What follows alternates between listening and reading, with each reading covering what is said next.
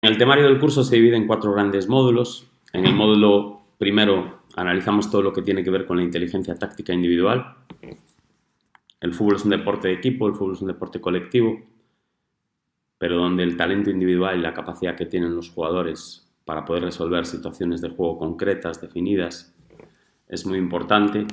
En este módulo vamos a tratar de analizar todos los aspectos relacionados con la formación o la potencialización de la inteligencia táctica individual. En el módulo número 2 analizamos toda la parte colectiva del juego, inteligencia táctica colectiva. En el módulo número 3 la inteligencia táctica operativa. Y en el módulo número 4 la metodología táctico-cognitiva. Vamos a ampliar un poquito la información de cada uno de estos módulos. En el primer módulo, el destinado a la inteligencia táctica individual, vamos a desarrollar contenidos sobre qué es un jugador inteligente, qué características tiene un jugador inteligente, cuál es el proceso cognitivo, cuáles son las funciones tácticas individuales principales en ataque, defensa, transición ofensiva, transición defensiva y acciones a balón parado, cuáles son las situaciones tácticas a nivel individual que enfrentan los jugadores en función de la posición táctica en la que actúan y del modelo y sistema de juego, cuáles son los fundamentos tácticos individuales que permiten a los jugadores resolver de forma eficaz estas situaciones tácticas individuales, qué importancia tienen los duelos uno contra uno en el juego, qué tipo de superioridades podemos crear para ganar los duelos uno contra uno y la metodología de entrenamiento táctico cognitiva para diseñar tareas y sesiones para la mejora de la táctica individual. Creo que es uno de los aspectos, en mi opinión, más importantes en el fútbol. Ahora mismo estamos en una época donde se trabaja mucho la parte colectiva y estamos abandonando el trabajo individual. Y como vais a ver en el contenido del curso, la parte individual es fundamental para poder desarrollar con éxito cualquier idea colectiva de juego. Dentro de este módulo vamos a analizar las características del jugador inteligente.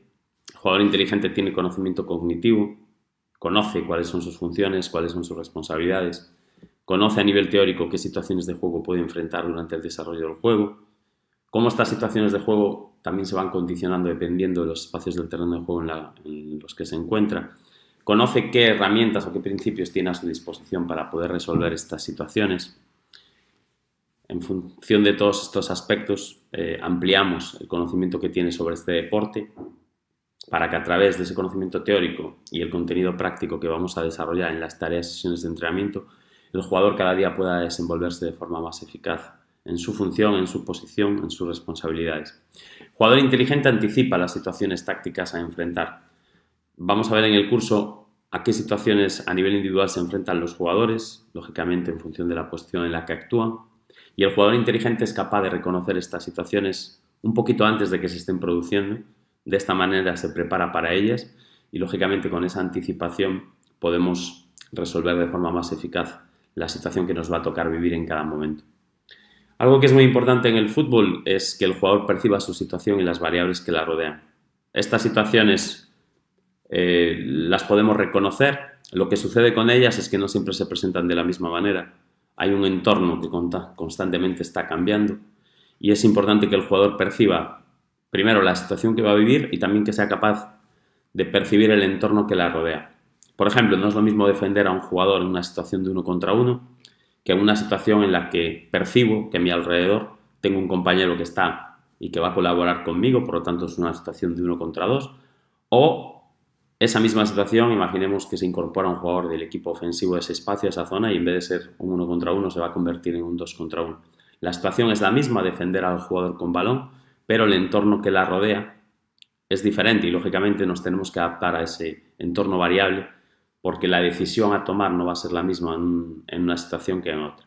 El jugador inteligente toma decisiones en fracciones de segundo, esto es fundamental. El fútbol es un deporte donde el espacio y el tiempo es cada vez más restringido, más reducido, y necesitamos futbolistas que las decisiones las tomen de forma muy dinámica, que las ejecute con eficacia. Es decir, el jugador inteligente no se queda solo en buenas percepciones, buenos análisis situacionales, buenas tomas de decisiones, además es capaz de ejecutarla de forma eficaz. Aquí vamos a ver que la parte técnica en aquellas ejecuciones que requieran la relación con el balón desde el punto de vista ofensivo o la relación contra el balón desde el punto de vista defensivo es importante. La eficacia también nos las da en ocasiones la parte físico-condicional, es decir, el tipo de movimiento que realizamos en cada momento, qué zona o qué espacio del terreno de juego ocupamos, cómo aceleramos, frenamos y cambiamos de dirección para, por ejemplo, anular a nuestro par y podernos desmarcar y recibir el balón con espacio y tiempo, etc.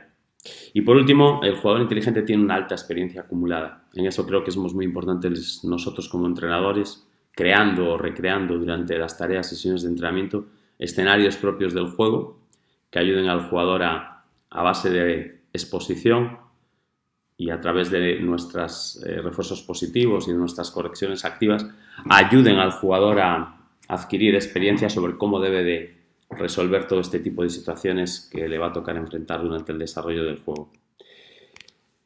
Vamos a analizar también en profundidad el proceso cognitivo. Primero, creo que es muy importante nutrir y llenar de conocimiento sobre el juego y la lógica interna del juego al jugador. Esto a él le va a ayudar a percibir el entorno que lo rodea. Creo que tenemos que enseñar a nuestros jugadores a percibir su situación y la del entorno que lo rodea, porque es ese entorno y la variabilidad que existe alrededor de él la que va a condicionar cuál es la mejor forma de resolver una situación. Anticipar la situación a enfrentar, tenemos que enseñar a los jugadores a ir 1, 2, 3 segundos por delante de la situación que van a vivir y que tengan esa capacidad de anticipar la situación a enfrentar, que tomen decisiones que permitan resolverlas de forma rápida y eficaz y que las ejecuten de forma favorable. Vamos a ver un ejemplo de una situación de partido doble, donde vamos a ver un 1 contra 1 el pasillo centro-lateral y vamos a ver una situación también de 1 contra 1 en el interior del área. Y vamos a ir viendo cómo este proceso, desarrollado de forma más eficaz por unos jugadores, permiten terminar con éxito una acción, en este caso ofensiva, y lógicamente penalizar también al equipo desde el punto de vista defensivo, porque al final los dos duelos que se producen en esta situación lo ganan los jugadores del equipo que ataca. Hablábamos primero de tener conocimiento cognitivo. Bueno, pues aquí tenemos un jugador con balón en la frontal del área, en una situación de 1 contra 1, un jugador en el interior del área, número 15, que va a ser el rematador final de la acción. Lógicamente tienen que saber interpretar cada una de sus funciones, el jugador de banda tratar de conseguir espacio y tiempo para poder levantar el centro y el jugador que está en el área tratar de conseguir una zona favorable para que el hombre con balón pueda comunicarse con él y de esta forma poder rematar la jugada ofensiva. Ambos están siendo capaces de percibir su entorno y la variable que lo rodea. En el caso del jugador con balón va a tener que buscar un enfrentamiento 1 contra 1 si quiere poder asistir a sus compañeros en el área debido a que tiene oponente directo. El número 15 es capaz de entender y comprender que en función de la orientación y de la situación de juego es uno de los posibles receptores del balón ante un posible centro de su compañero. Anticipan la situación a enfrentar. El jugador con balón va a buscar ese espacio y tiempo para poder centrar y el 15 va a buscar una zona favorable para poder rematar. Ejecutan sus acciones, vais a ver cómo en el caso del número 5 busca mediante esa conducción, esa fijación y esas cintas y regate y finalmente con el pase poderse comunicar con sus compañeros en el área. Y vais a ver también cómo el 15 ante el marcaje del 4 va a acelerar, cambiar de ritmo, cambiar de dirección y de esta manera conseguir situarse por delante del 4, fijaros que en el inicio de la acción está por detrás, y conseguir una situación muy favorable para poder rematar. Ambos van a ejecutar de forma eficaz sus intenciones y de esta forma van a cerrar el proceso cognitivo. Vamos a dejar correr el video y vemos el enfrentamiento, el 1 contra 1, cómo levanta la cabeza, el espacio y tiempo y cómo el 15, que en el inicio de la imagen aparecía por detrás, logra esa anticipación no solo física, ¿no?, sino también cognitiva, aparecer por delante del 4 y de esta manera tener espacio y tiempo para poder rematar y finalizar. Dentro del módulo 2, la inteligencia táctica colectiva, vamos a desarrollar estas temáticas. ¿Qué es un equipo inteligente? ¿Qué características tiene un equipo que podemos considerar inteligente? Vamos a analizar, lógicamente, todos los modelos tácticos de juego, tanto desde el punto de vista ofensivo, defensivo, en las transiciones. Vamos a analizar también a qué situaciones tácticas colectivas se enfrentan los equipos durante el desarrollo del juego. Vamos a analizar en profundidad también la importancia que tienen las acciones a balón parado en el fútbol actual. Analizaremos también los principios tácticos colectivos, la importancia que tienen los duelos colectivos reducidos, es decir, esas situaciones de 2 contra 2, 3 contra 2, 3 contra 3, que lógicamente condicionan también el resultado de un partido. Analizaremos también la organización y desarrollo de los diferentes sistemas de juego, las funciones tácticas principales de los jugadores, las partes fijas, las partes móviles, cuándo, cómo, por qué y para qué vamos a incorporar a un jugador de una posición a una línea diferente. Vamos a ver la metodología de entrenamiento táctico-cognitiva aplicada al aspecto colectivo del juego y diseñar tareas y sesiones de entrenamiento específicas para la mejora de todos los modelos de juego y de todos los principios y situaciones tácticas colectivas. Os amplío, por ejemplo, la información de las características de un equipo inteligente. Bueno, el equipo inteligente tiene conocimiento cognitivo y, en mi opinión, tener conocimiento sobre este aspecto es fundamental, que el equipo conozca los diferentes modelos de juego. Creo que todos son necesarios a lo largo de un partido. Creo que existen situaciones que son más favorables para utilizar uno u otro, independientemente de que haya una idea inicial y una forma inicial de cómo queremos resolver las diferentes situaciones del partido. Creo que el jugador tiene que tener un conocimiento amplio sobre estos aspectos. Conocer también las diferentes estructuras posicionales que pueden acompañar esos modelos de juego y, en función de las situaciones que tienen que enfrentar, aprender cuándo, cómo, por qué y para qué sería más interesante utilizar un estilo u otro. Los jugadores interpretan con eficacia su función. Creo que esto es fundamental, que cada jugador dentro de ese entramado colectivo tenga unas funciones, tenga unas responsabilidades y, lógicamente, cuando somos capaces de coordinar esas funciones y desarrollarlas de forma eficaz, el aspecto colectivo se ve ampliamente beneficiado.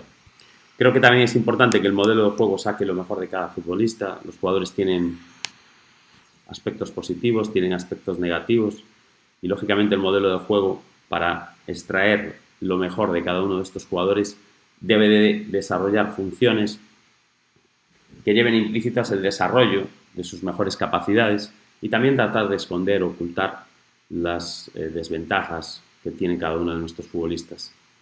Creo que es fundamental el equilibrio táctico. En el fútbol actual no llega solo con dominar una situación concreta del juego.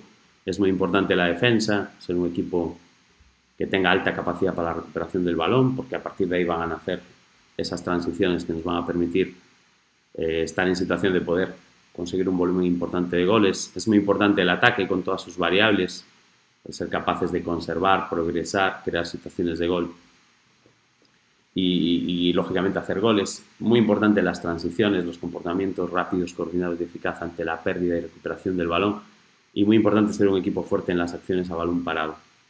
Velocidad y coordinación en los cambios de posesión de balón. Vemos que en la actualidad los goles que se obtienen a través de situaciones de transición junto con el balón parado son los aspectos del juego más determinantes en cuanto al conseguir hacer gol y recibir también goles. Por lo tanto, creo que un equipo inteligente se maneja muy bien en estos cambios de posesión del balón. Equipo inteligente domina las ABPs y las transiciones que se pueden originar a partir de ellas, tanto ofensivas como defensivas. Estamos hablando de que las acciones a balón parado representan un 30, un 40 e incluso en algunos equipos un porcentaje mayor del número de goles que logran conseguir en competición. Son acciones que a veces nos permiten adelantarnos en el marcador y cambiar el escenario del partido. Y por último, el equipo inteligente se siente altamente preparado, y en eso, una vez más, los entrenadores tenemos mucha importancia en qué tipo de contenidos programamos durante la semana. Vamos a analizar uno de estos puntos un poquito más en profundidad, en velocidad y coordinación en los cambios de posesión de balón. Vamos a ver qué piensan algunos de los mejores entrenadores del mundo sobre las transiciones, tanto desde el punto de vista ofensivo como defensivo. Ahí tenéis al Cholo Simeone. Cuando volví al Atlético de Madrid dije que quería redescubrir la esencia del club, un equipo que siempre fue agresivo, intenso, competitivo, de contraataque vertical. Creo que es uno de los mejores exponentes en la actualidad de las transiciones, principalmente desde el punto de vista ofensivo. Y también son muy comentadas las transiciones desde el punto de vista defensivo, la velocidad y coordinación con la que los jugadores recuperan la posición. Guardiola, el fútbol es una conexión entre lo que tienes con el balón y sin el balón. Siendo altamente reconocido por el ataque, principalmente el juego de posición, creo que el estudio profundo de este estilo de juego trae consigo el análisis de la explotación de esas transiciones ataque-defensa inmediatas y también de cómo esa presión alta que generalmente utilizan sus equipos alimenta esas transiciones ofensivas cortas a través de las cuales logran numerosas situaciones de gol. Vamos con Klopp, el fútbol se trata de emoción y velocidad, es un juego de transiciones. Un entrenador que en sus inicios identificábamos claramente como uno de los precursores de las transiciones ofensivas rápidas, y vemos que ahora en el Liverpool, tanto las ofensivas como las defensivas, con todas sus variables, es un entrenador que le da muchísima importancia. Y por último, Mourinho, en el momento en el que el rival pierde la pelota, puede ser el momento de aprovechar la oportunidad de que alguno esté fuera de posición. Del mismo modo, cuando perdemos el balón debemos reaccionar de inmediato. Como veis, en todas estas palabras, en todas estas expresiones, la importancia de las transiciones es muy elevada. Vamos a ver un pequeño video con un ejemplo de transición de cada uno de estos protagonistas. Vamos a ver una Atlético de Madrid basada primero en una presión baja, en esos balones largos y directos sobre jugadores más adelantados. Dos acciones, prácticamente 6-7 segundos.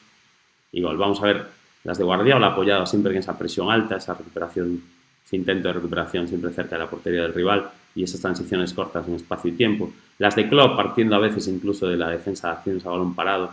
Ahí veis la emoción, la verticalidad.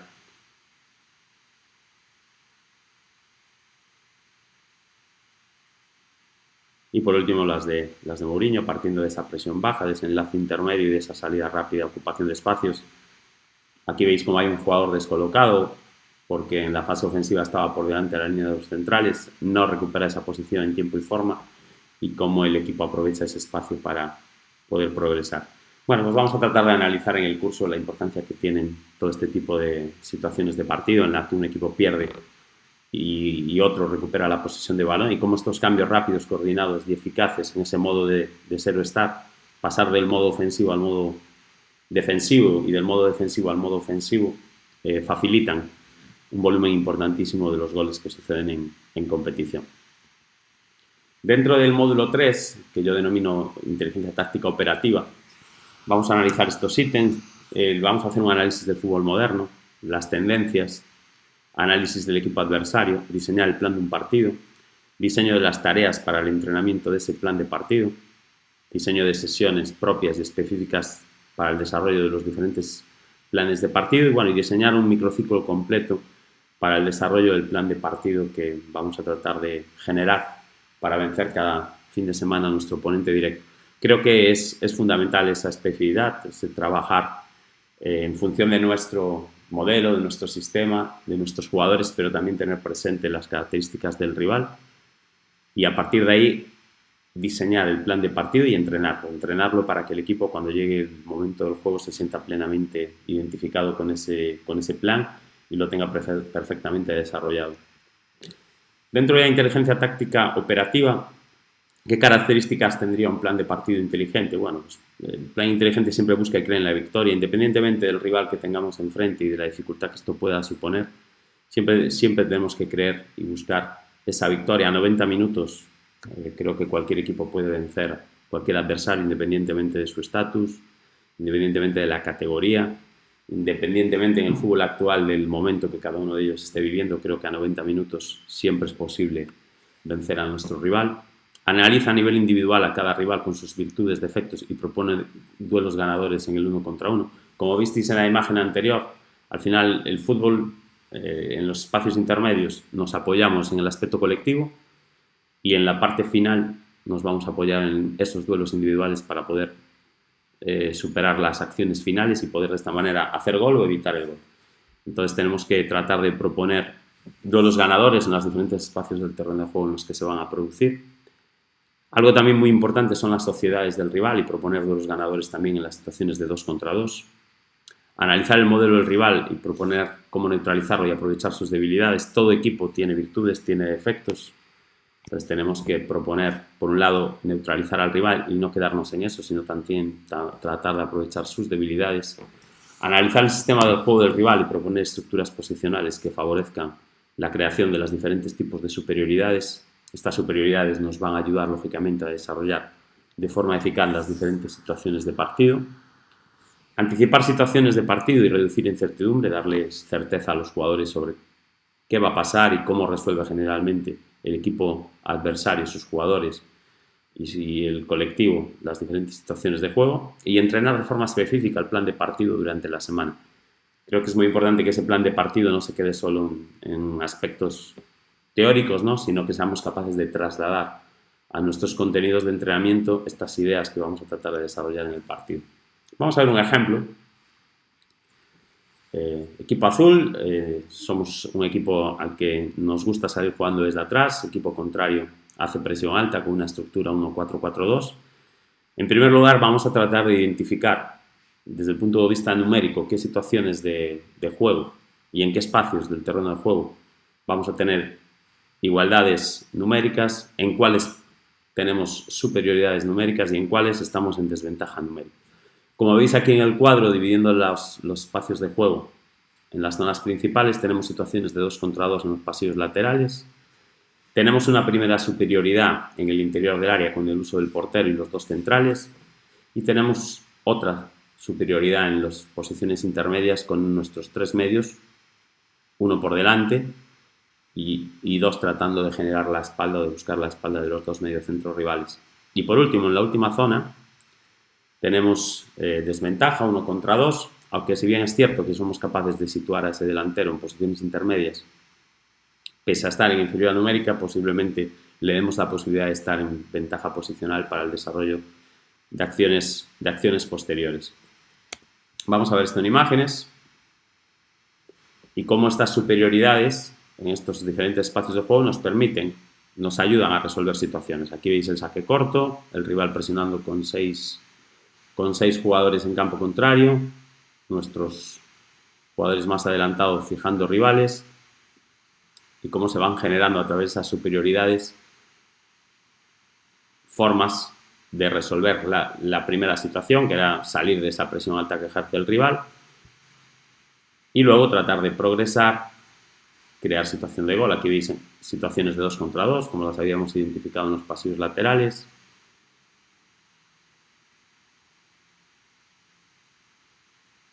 Veamos otro ejemplo.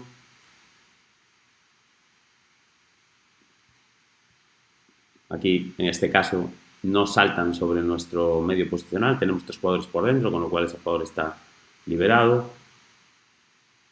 Si en algunos casos deciden saltar sobre él y hacer esa presión en rombo, pues a la espalda va a aparecer uno de nuestras 2 mediapuntas libres. Ahí tenéis la primera superioridad que generamos con el portero y la pareja de centrales. Veis como el rival va con 2, con 4. Tenemos esas superioridades en esos espacios, las identificamos.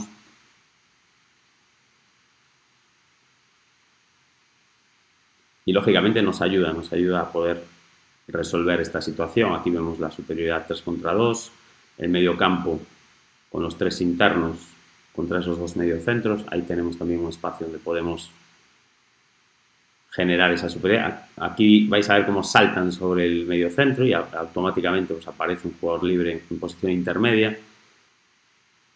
Bueno, identificar todos estos aspectos para lógicamente ir construyendo ideas que nos permitan resolver situaciones, ¿no?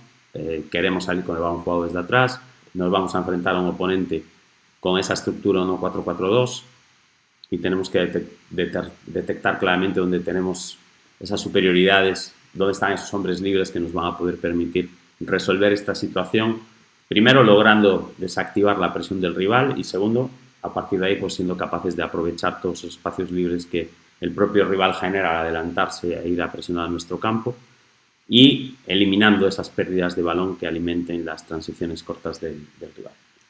Dentro del módulo 4 vamos a analizar la metodología táctico-cognitiva, qué principios tiene esta metodología, qué etapas y objetivos desde la base al rendimiento y a partir de ahí, bueno, una parte práctica importante en cuanto a la organización de tareas de entrenamiento, organización de sesiones de entrenamiento, organización de microciclos en pretemporada, fase 1, pretemporada, fase 2, temporada con semanas limpias y también cómo organizar microciclos con esta metodología cuando tenemos 2 competiciones semanales.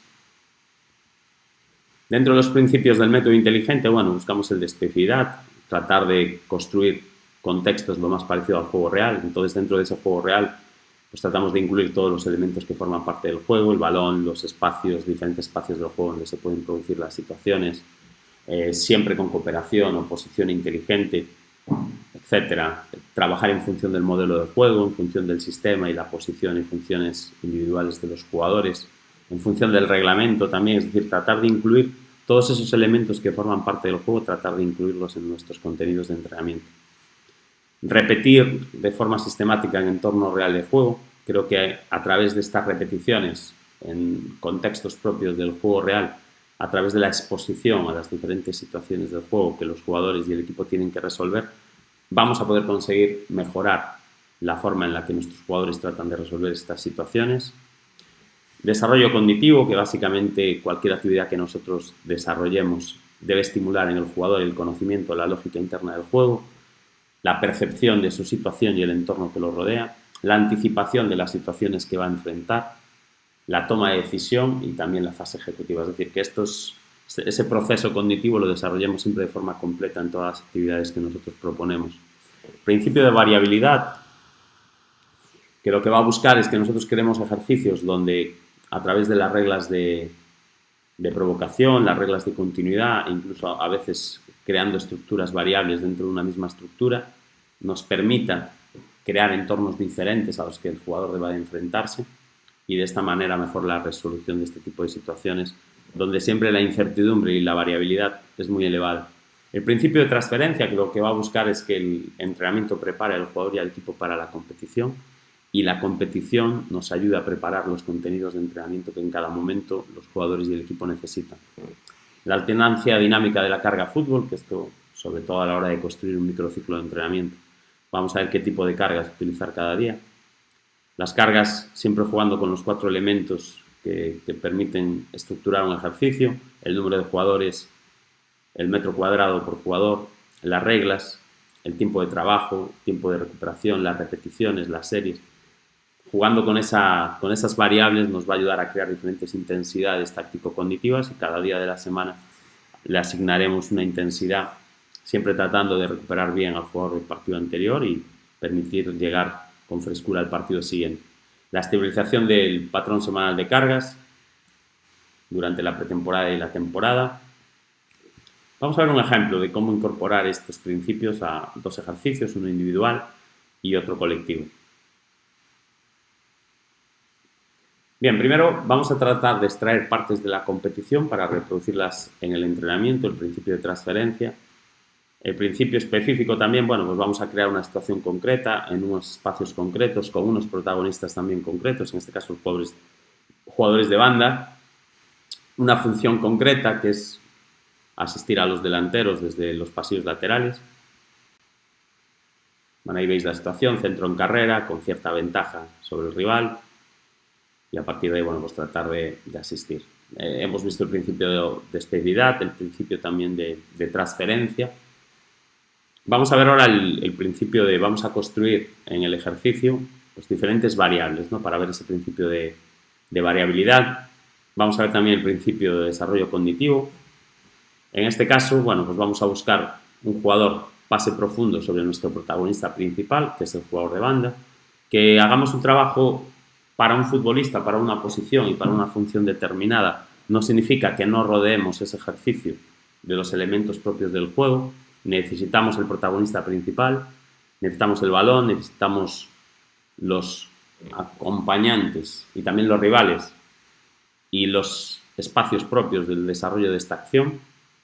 Y en este caso vamos a crear en el área diferentes situaciones de partido. Tenemos 3 zonas posibles de remate que deben de ser ocupadas por los jugadores de azul y tenemos 3 posibles zonas también a defender que deben ser ocupadas por jugadores del equipo rojo. En este caso vamos a construir 4 entornos diferentes. En el primero, como veis en la imagen, situación de 2 contra 1, situaciones también de 3 contra 2, situaciones de 2 contra 2 y de 3 contra 3. En las situaciones de superioridad numérica, lo que pretendemos es que mientras el balón viaja y van en carrera y antes del golpeo el jugador sea capaz de reconocer al hombre libre en el área, y cuando hay situaciones de igualdad numérica, que el jugador, mientras el balón transita, sepa reconocer dónde está esa superioridad posicional, esa superioridad física también que nos permita ganar ese posible duelo en el juego aéreo, o incluso si detecta que no se producen, que en vez de pasar conduzca, trate de atraer a un defensor y sea él el que genera la superioridad mediante la incorporación al área. Vamos a crear también dos entornos diferentes. En el primero un pase profundo y un jugador que lo presiona por detrás. Y en otros casos será el propio jugador el que conduzca y sea presionado por detrás. Vamos a ver ahí el 2 contra 1, detecta al hombre libre en el segundo palo, detecta al hombre libre en el primer palo, situación 3 contra 2, punto de penalti, situaciones 2 contra 2, situaciones 3 contra 3. Bueno, ahí vemos un poco cómo estos principios se desarrolla dentro de un ejercicio individual. Este tipo de ejercicios, lo ideal es desarrollarlos el día -4, es decir, el día de alta intensidad, lo que yo denomino alta intensidad cognitiva, donde sobre todo vamos a hacer dos tipos de trabajos individuales para cada posición táctica del juego. En este caso estáis viendo un ejemplo. Lógicamente, para cada posición trataríamos de hacer ejercicios con este contexto, donde cada futbolista desarrolle funciones, situaciones y le obliguemos a utilizar herramientas muy concretas en los espacios donde se pueden producir este tipo de acciones. Vamos a ver ahora un ejemplo de ejercicio colectivo. Vamos a ver el principio de transferencia, extraemos una parte del juego. Bueno, una de las situaciones más importantes que suceden en las áreas, ¿no? Los enfrentamientos 1 contra 1 en los pasillos laterales y luego los duelos que se producen dentro del área para, o bien, rematar, conseguir espacio y tiempo para poder rematar un posible centro lateral o evitar que los atacantes que ingresan al área puedan rematar.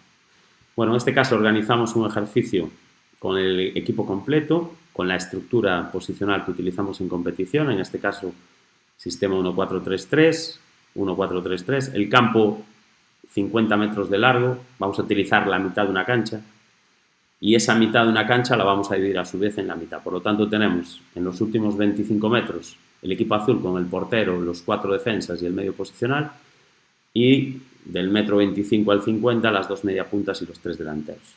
Lo mismo en el equipo rojo, una estructura 1-4-1-4-1. Delimitamos los pasillos laterales. Los pasillos laterales son ocupados por los extremos que ocupan la amplitud del terreno del juego.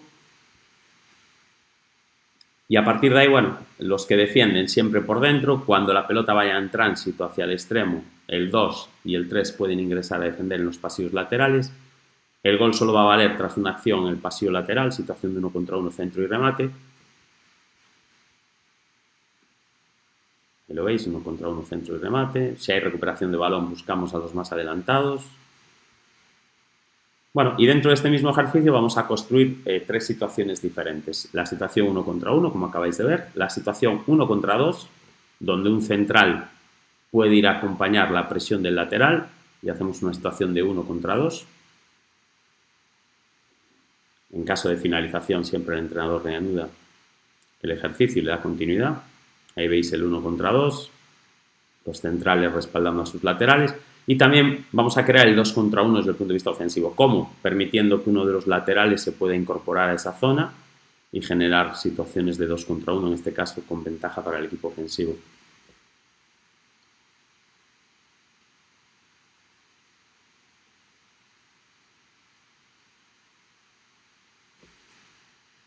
Bien, era cómo trasladar, ¿no?, estos principios. Este tipo de partidos tácticos yo los utilizo en todas las sesiones de entrenamiento porque creo que es importante eso que trabajamos a veces en grupos pequeños o en grupos intermedios.